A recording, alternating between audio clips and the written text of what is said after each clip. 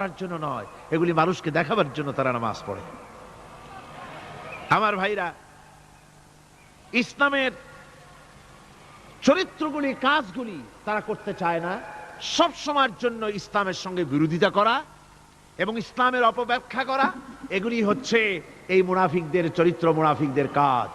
মুনাফিকরা চিরটা কাল এভাবে মুসলমানদের সঙ্গে খারাপ ব্যবহার করে এসছে এবং নিজেরা জাহান্নামের পথকে এভাবে তারা করে নিয়েছে।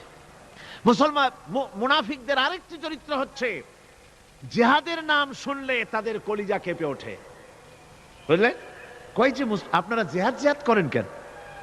এমনি সহজ পথে কলেমা পড়িয়া অল্পের মধ্যে বেহেশতে যাওয়া যায়, এরকম একটু দোয়া টোয়া শিখান মুসলমানদেরকে।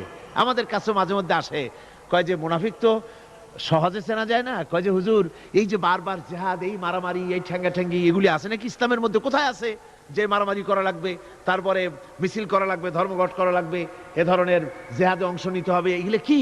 এগুলি বাদ দিয়া সহজভাবে, শান্তভাবে যাতে করা যায়, অল্প অল্প ছোট ছোট দোয়া শিক্ষা দেন, যাতে করে সহজে বেহেশতে চলে যাওয়া যায়। আমি বলছি, ভাই, রাসূলুল্লাহ এরকম আমাদের শিখান নাই যে এরকমের সূরাগলি বেহেশতে যাওয়ার জন্য আবিষ্কার করে দেব। ছোট্ট একটা দোয়া পড়বেন, আরবে বেহেশত আপনার মামুবাড়ির বারান্দা যাই কলা খাওয়া শুরু করলেন। এত সহজে বিষয়টা আসবে না, বিষয়টা খুবই কঠিন। আল্লাহ রাব্বুল আলামিন বলেন, মুনাফিকদের চরিত্র হলো, জিহাদের নাম যখন তারা শোনে, জিহাদের নাম শোনা মাত্রই তাদের কলিজা কেঁপে ওঠে।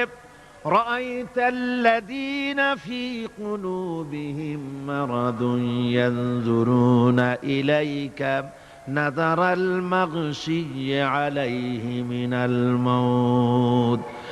যখনই তাদের অন্তঃকরণ নেফাকের রোগে ভরা, নেফাকের রোগ তাদের কেমন ভাবে পেয়ে বসেছে যে ওরা এমন ভাবে তাকায় থাকে আপনার দিকে, রাসূলুল্লাহর দিকে এমন ভাবে তারা তাকায় থাকে যে জিহাদের কোনো কথা বলে ফেলে নাকি।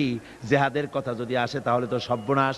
ওদের মৃত্যু যন্ত্রণার মতো, মৃত্যুর জ্বালায় পতিত ব্যক্তি যেমন চোখ ফ্যাকাশে হয়ে যায়, জিহাদের কোনো কারবার বা যুদ্ধের কোনো দামাডোল বেজে উঠলেই এদের কলিজার মধ্যে কাঁপ সৃষ্টি হয়ে যায়। কলিজার মধ্যে কাঁপ সৃষ্টি হয়, জিহাদে তারা দারুণভাবে ভয় পায়। মোমেনদের উল্টা। মোমেনদের হলো, জিহাদের নাম শুনতে তাদের কলিজার মধ্যে ফুর্তি আসে। তার কারণ হচ্ছে, জিহাদের ময়দান হচ্ছে এমন এক ময়দান, আল জান্নাতু তাহতা যিলালিস সায়ুফ, বেহেশত হচ্ছে তরবারির ছায়াতলে। এই রাস্তায় যদি মরতে পারি, জীবনে তো বহুত গুনাহ করছি, বেহেশতে যেতে পারবো কিনা আল্লাহই জানে, কিন্তু এই একটা পথ, এইখানে যদি জানটা দিতে পারি, বিনা হিসাবে আল্লাহর জান্নাতে চলে যেতে পারবো। আর শাহাদাতের